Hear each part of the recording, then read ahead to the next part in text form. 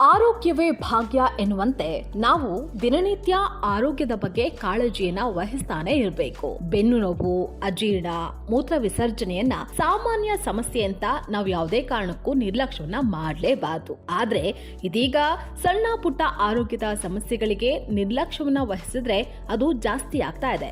ಆದ್ರೆ ಇಂತಹ ಸಮಸ್ಯೆಗಳನ್ನ ನಿರ್ಲಕ್ಷ್ಯ ಮಾಡಲೇಬಾರದು.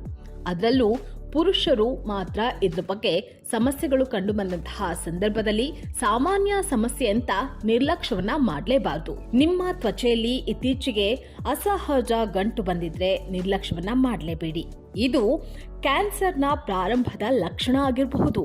ಹಾಗಾಗಿ ದೇಹದ ಯಾವುದೇ ಭಾಗದಲ್ಲಿ ಇದ್ರ ಬಗೆಯ ಗಂಟುಗಳೇನಾದ್ರೂ ಕಂಡು ಬಂದ್ರೆ ತಕ್ಷಣವೇ ವೈದ್ಯರನ್ನ ಭೇಟಿ ಮಾಡಿ.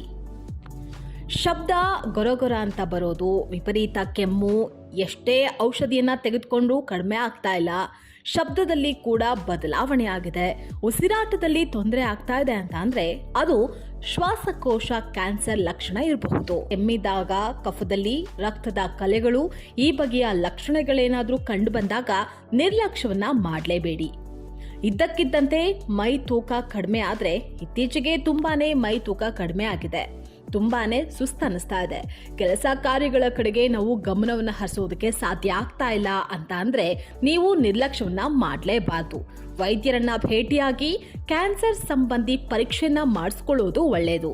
ಕ್ಯಾನ್ಸರ್ ರೋಗಿಗಳಲ್ಲಿ ಪದೇ ಪದೇ ತಲೆ ಸುತ್ತು ಬರೋದು, ಬಗೆ ಬಗೆಯ ಸಮಸ್ಯೆ ಕೂಡ ಕಂಡು ಬರ್ತಾನೆ ಇರುತ್ತೆ.